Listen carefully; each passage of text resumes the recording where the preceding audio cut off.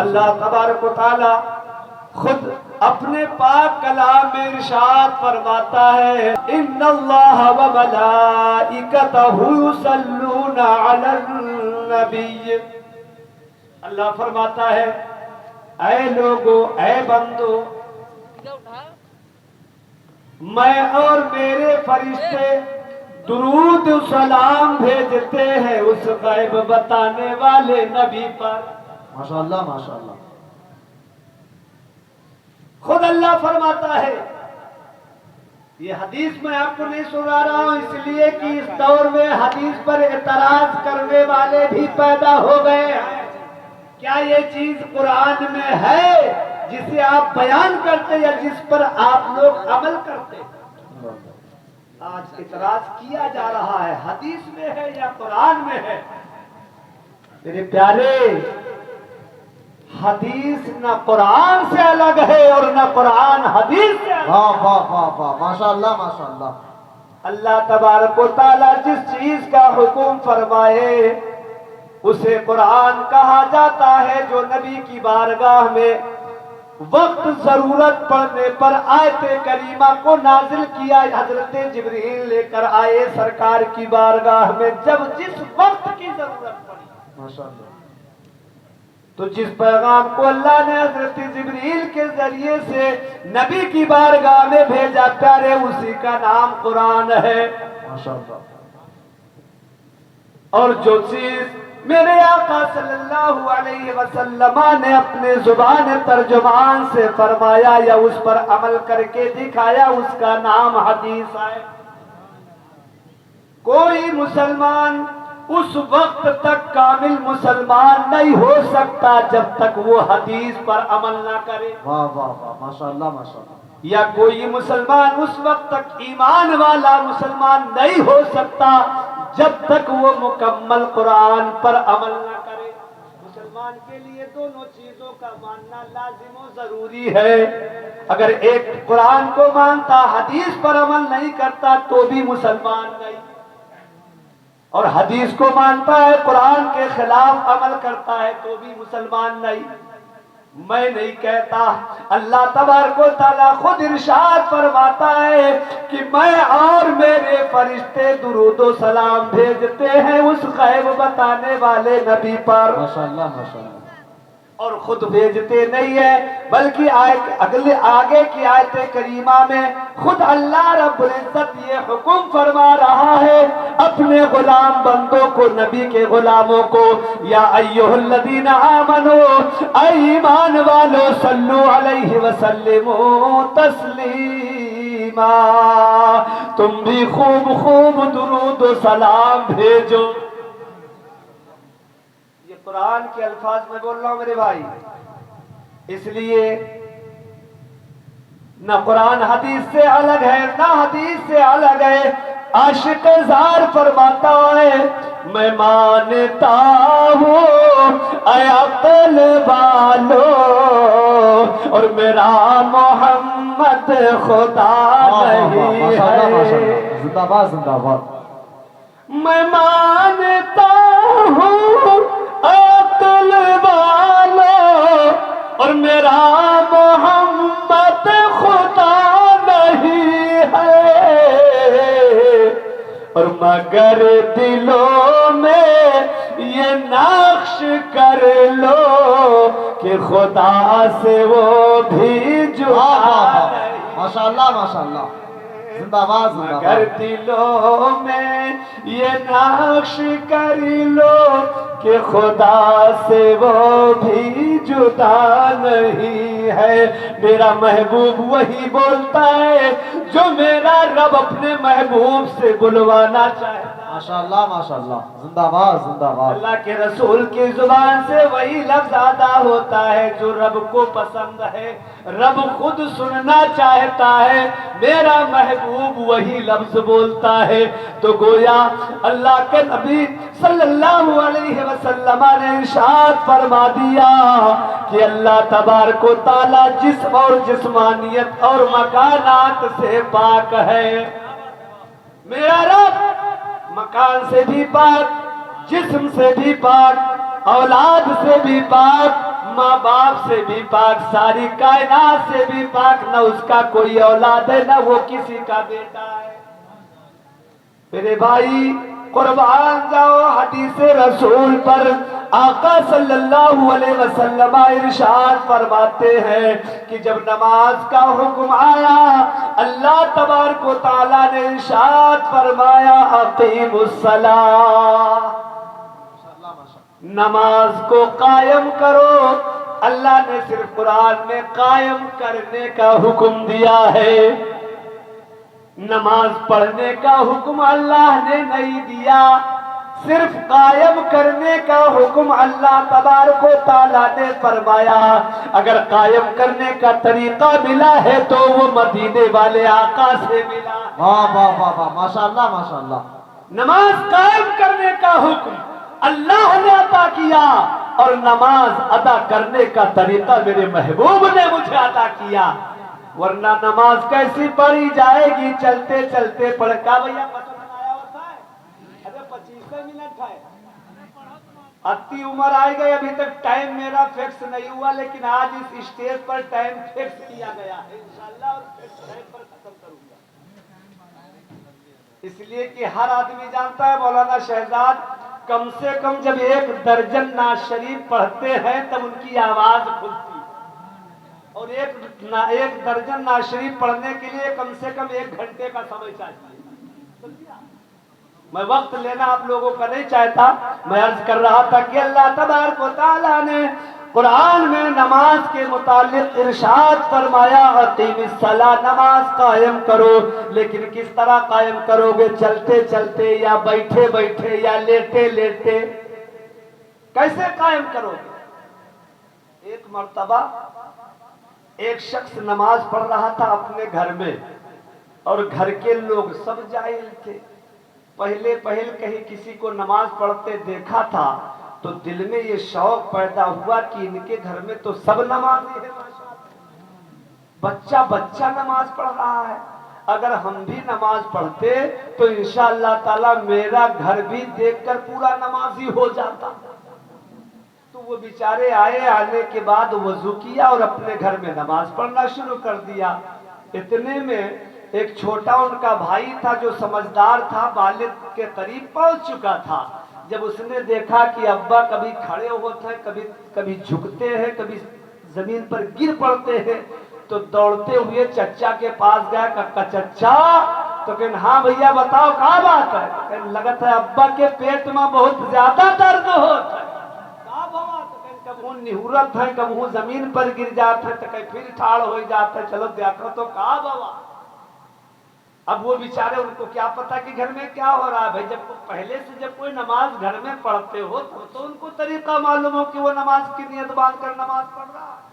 उनको भी मालूम नहीं था, न वो खुद नमाजी थे। 8 दिन पर पहुंचते थे, कभी कभी मौका मिला तो, वरना फिर 8 दिन के बाद ऐसे कुछ मुसलमान भाई हैं जो 8वें दिन भी उन्हें तौफीक नहीं होती है अल्लाह की बारगाह में सजदा करने।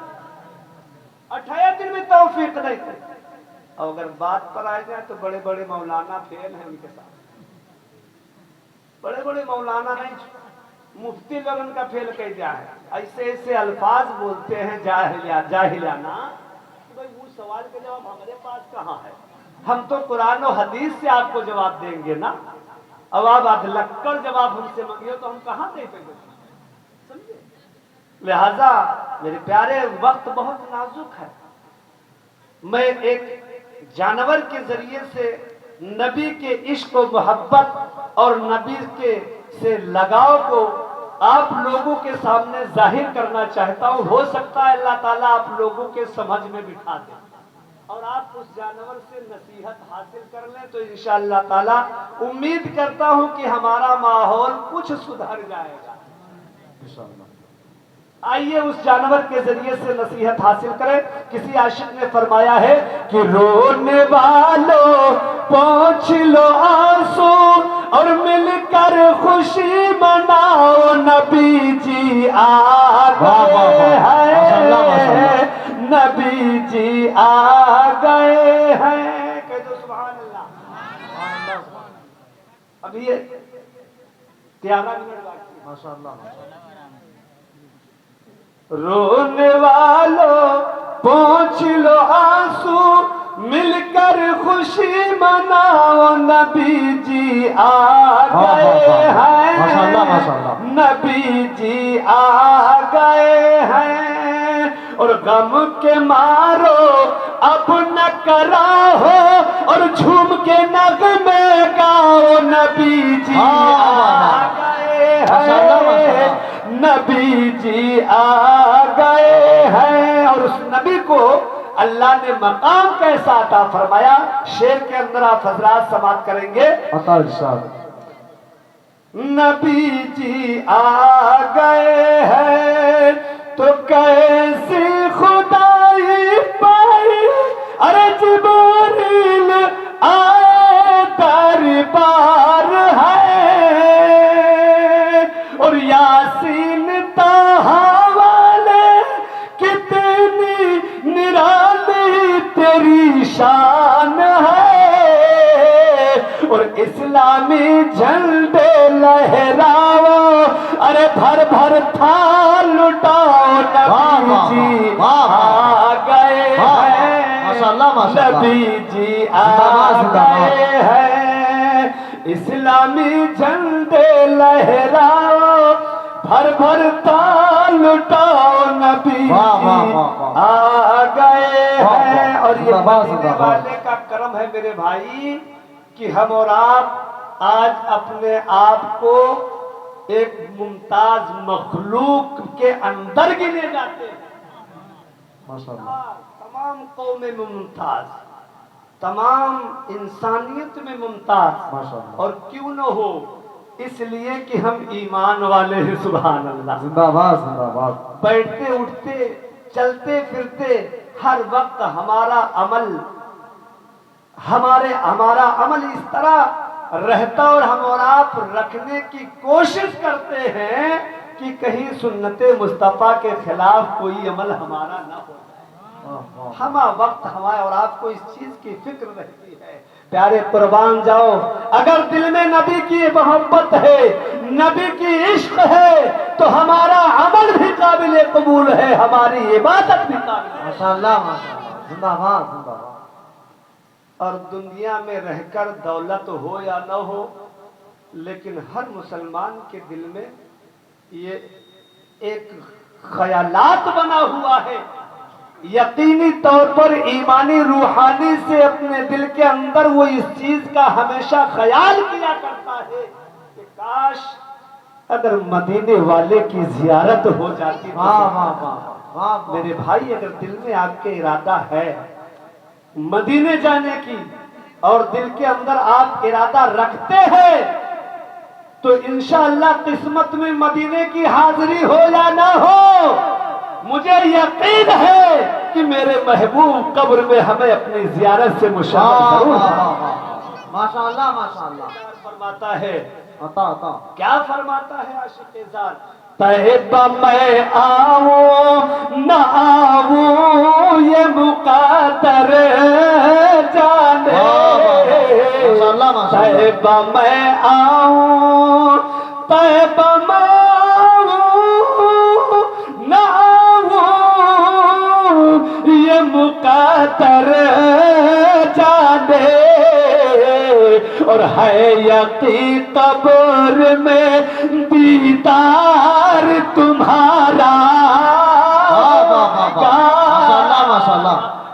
जिंदाबाद कब्र में दीदार तुम्हारा होगा, जिसने सरकार को आफत में पुकारा। जिंदाबाद जिंदाबाद। वाह वाह वाह वाह। जिसने सरकार को आफत में पुकारा होगा, उसका हर काम शहीदीन सवारा होगा, उसका हर काम। माशाअल्लाह। प्यारे अल्लाह हुक्म फरमा रहा है किस चीज का? ऐ मेरे बंधु, तुम भी खूब खूब दुरूद व सलाम भेजो उस नबी पर। खूब खूब दुआ तो दुरूद व सलाम से चिड़ पैदा हो रहा है मेरे भाई। अरे तुम मुझ पर फतवा लगाते हो यार कि ये लोग सलात व सलाम पढ़ते हैं, दुरूद शरीफ पढ़ते हैं, तुम अल्लाह पर फतवा क्यों नहीं लगाते?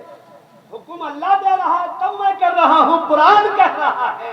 और मैंने बता दिया कि जो कुरान को ना माने वो मुसलमान हो ही नहीं सकता, चाहे वो रातों दिन सजदे में पड़ा हो।